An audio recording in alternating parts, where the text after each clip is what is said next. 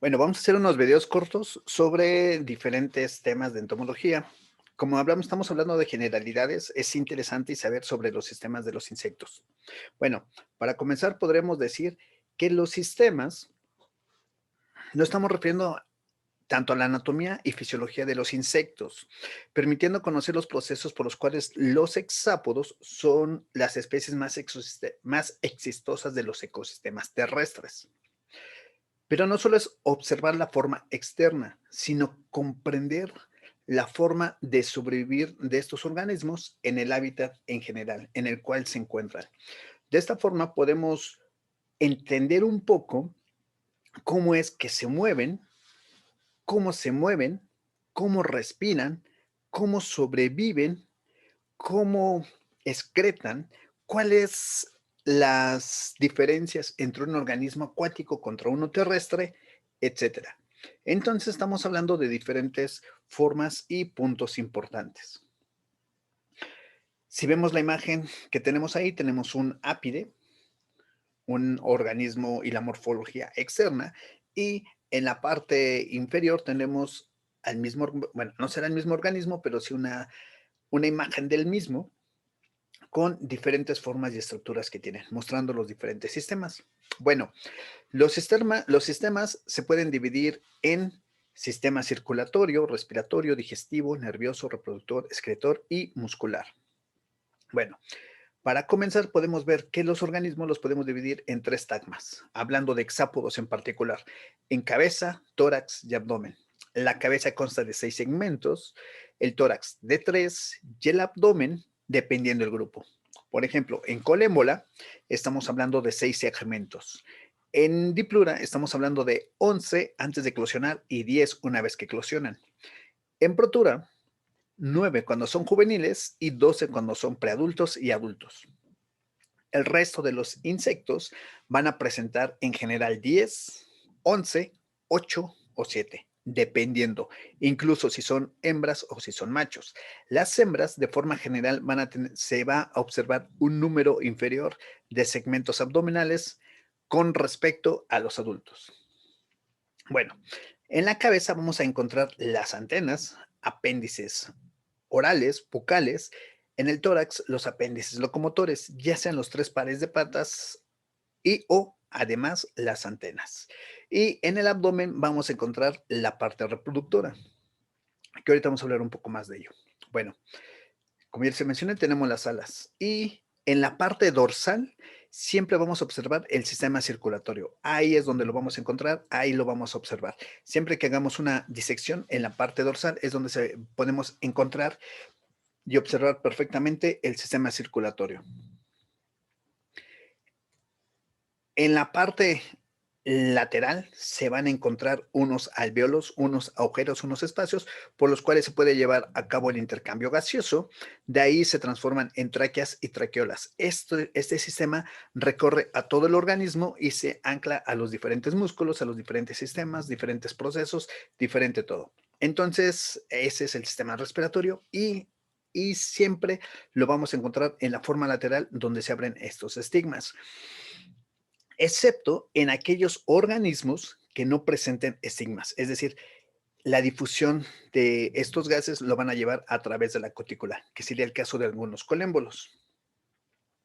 Tenemos el sistema nervioso. Este lo podemos encontrar en la parte dorsal, en la parte de la cabeza, donde tenemos el protodeuto y tritocerebro. Se, se pasa o se hace un anillo alrededor del esófago para llegar a otro ganglio en la parte torácica.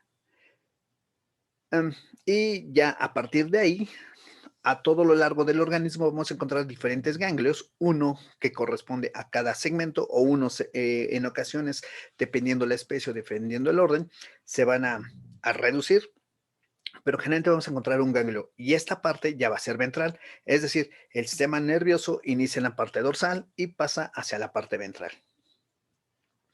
Tenemos el sistema reproductor, como ya le habíamos comentado, se encuentra en la parte abdominal posterior y va a llevar a cabo o se va a componer de diferentes elementos.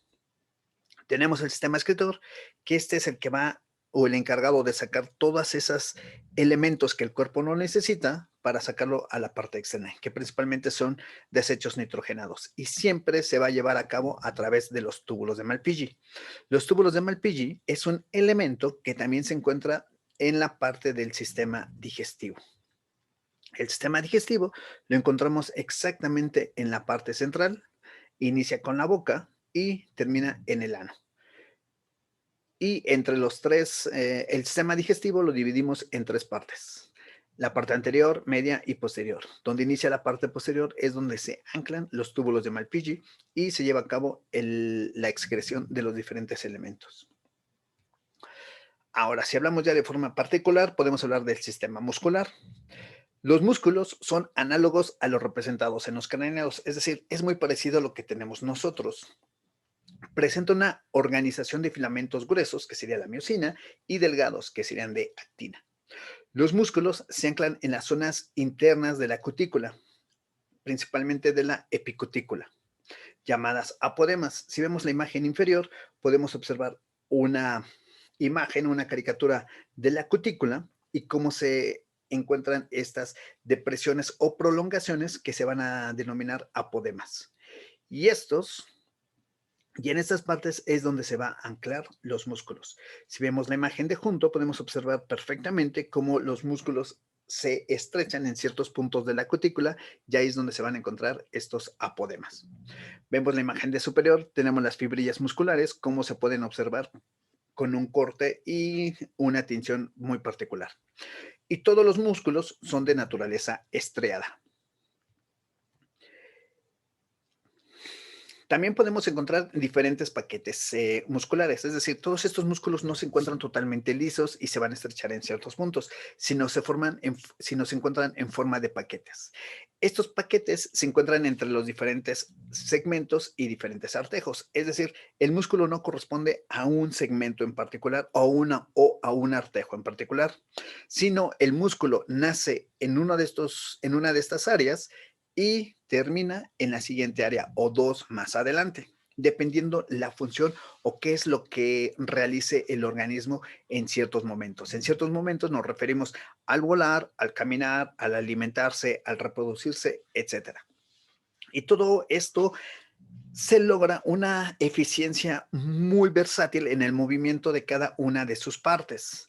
De esta forma podemos ver en la parte de la reproducción cómo se mueve el abdomen de una forma muy particular. No es una caja como si fuese una armadura que se mueve de un lado a otro. No, cada uno de estos segmentos tiene un movimiento propio, como se puede observar en la hembra, y cómo los segmentos se van moviendo de forma particular. De igual forma, las antenas se mueven de una forma muy similar, es decir, cada artejo tiene un movimiento único. Y esta es una de las características que en algún momento se las platiqué en la parte de los entognata con respecto a los ectognata. Los entognata, además, cada uno de sus artejos antenales tiene un paquete independiente, a diferencia de los insectos ectognatos o terigotos, que serían todos estos, donde solo van a presentar tres artejos y cada uno de esos artejos tiene su paquete muy en particular. Otra forma es en la parte del vuelo. Vean la libélula, cómo se mueve de forma independiente cada uno de sus alas y podemos observar en la parte inferior de este organismo de este GIF donde está moviendo el volador, cómo los músculos se van comprimiendo y deprimiendo dependiendo el movimiento del ala. Es decir, si se encuentran hacia la parte superior o si descienden. En todo este movimiento, cómo los músculos se ensanchan o se comprimen o se deprimen dependiendo el movimiento. Obviamente, los músculos no actúan de la misma forma. Es decir, mientras uno se comprime, el otro se deprime. Uno se deprime y el primero se comprime. Así, de esta forma podemos reconocer en los músculos del vuelo el músculo longitudinal dorsal, el músculo dorsoventral que atraviesa todo el ancho del tórax, los músculos basilares que se encuentran en la parte basal de la antena, perdón, en la en la parte basal del ala, que va a permitir el movimiento de estas. Y en la imagen de de la derecha inferior podemos observar cómo son los músculos en una disección típica que podrían haber hecho en el laboratorio. Y así es como se observan los músculos, en este caso de una cucaracha. El número de paquetes musculares va a variar dependiendo del grupo taxonómico, es decir, no todos van a conservar el mismo número. Incluso dependiendo la etapa del organismo, va a tener más o menos números de paquetes musculares. Es decir, si enfocamos u observamos a los lepidópteros, que serían las mariposas, en el estado larvario, es decir, las orugas pueden presentar hasta 4,000 paquetes musculares. En cambio, los adultos varían en menos de la mitad de estos. Pueden ser 1,000, inclusive menos de 1,000. Otro ejemplo serían los saltamontes o los ortópteros, que en general este orden presentan entre 900 y 1,000 paquetes musculares. Ahora, los músculos, dependiendo la funcionalidad, se pueden dividir o agrupar en dos puntos, en los viscerales y en los esqueléticos. Los viscerales van a cubrir los sistemas digestivo, reproductor, respiratorio, circulatorio. Abren y cierran los espiráculos, que esta es parte del sistema respiratorio, que lo vamos a ver en otro video. Genera estímulos para el flujo de la hemolinfa. Y los esqueléticos se dividen en segmental, es decir, los que se encuentran en los segmentos, entre los segmentos, los apendiculares que se encuentran en todos estos apéndices, es decir, apéndices musculares, apéndices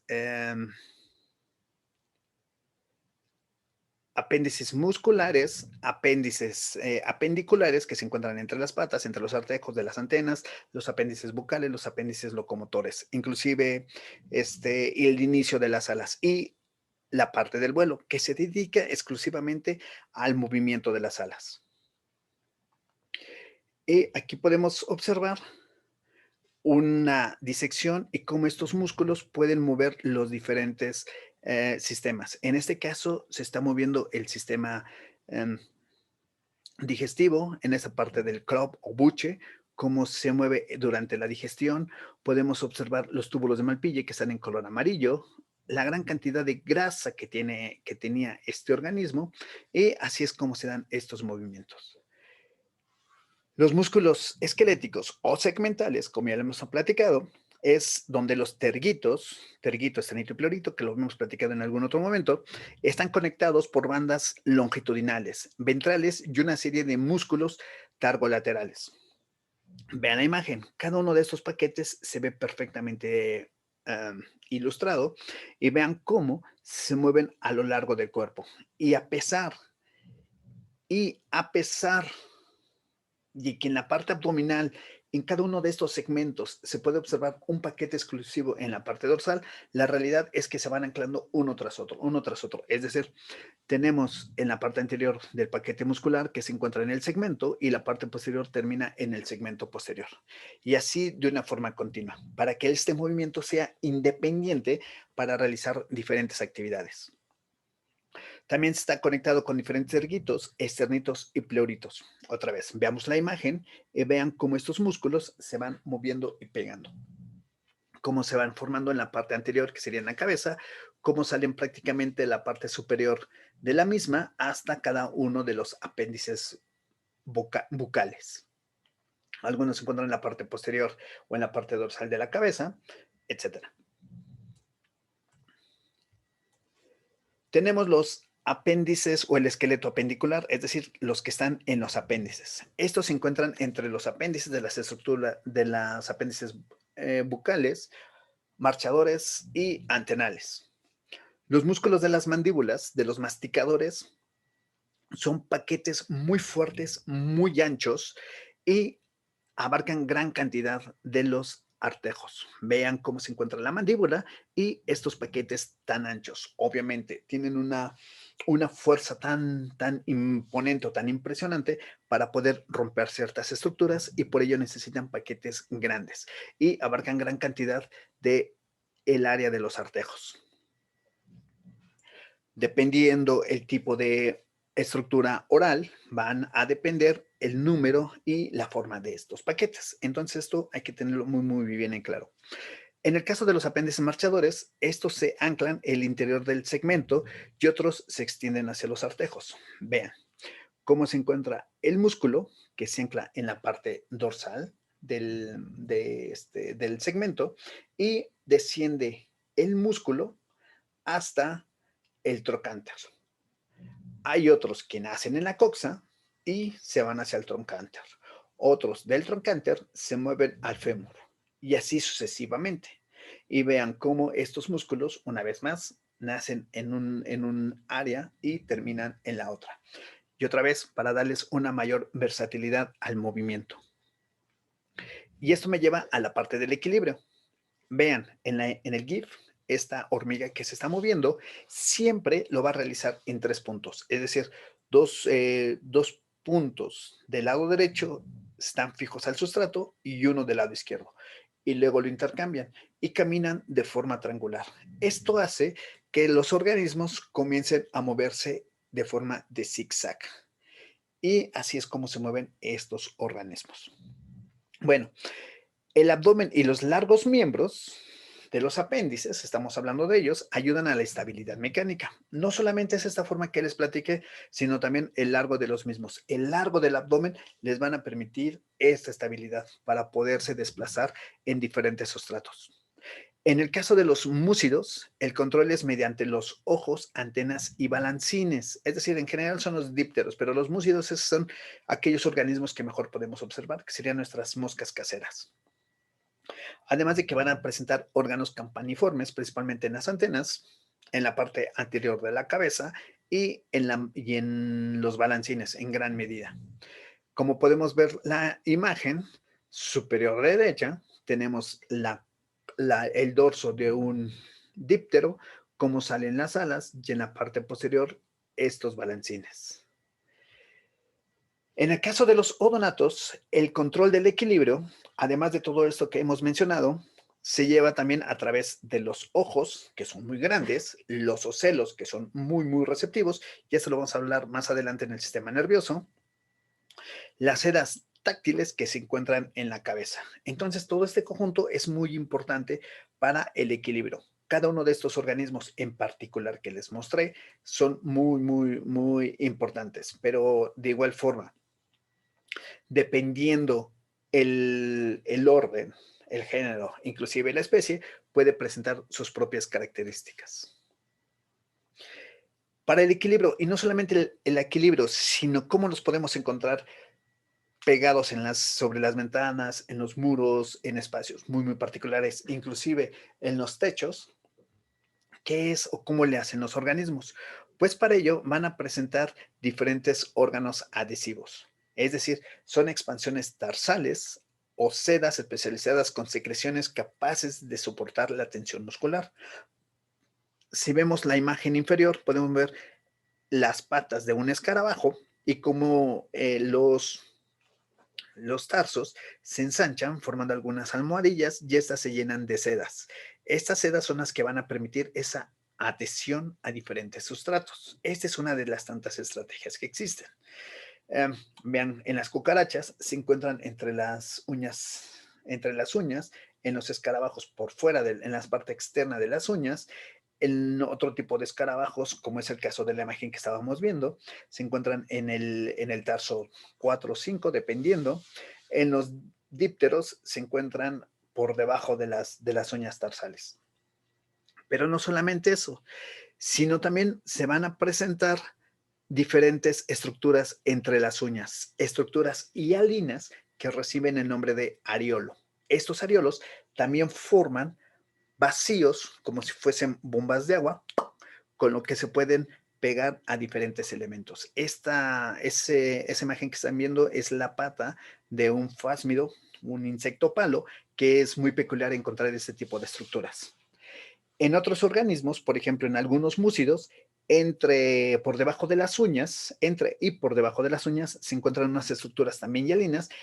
Además de esta forma de areolo, que es una depresión, también está llenísima de sedas, microsedas, y esta estructura se llaman púlvilos, que van a tener una función muy similar al areolo y a esta gran cantidad de sedas que les estuve mencionando.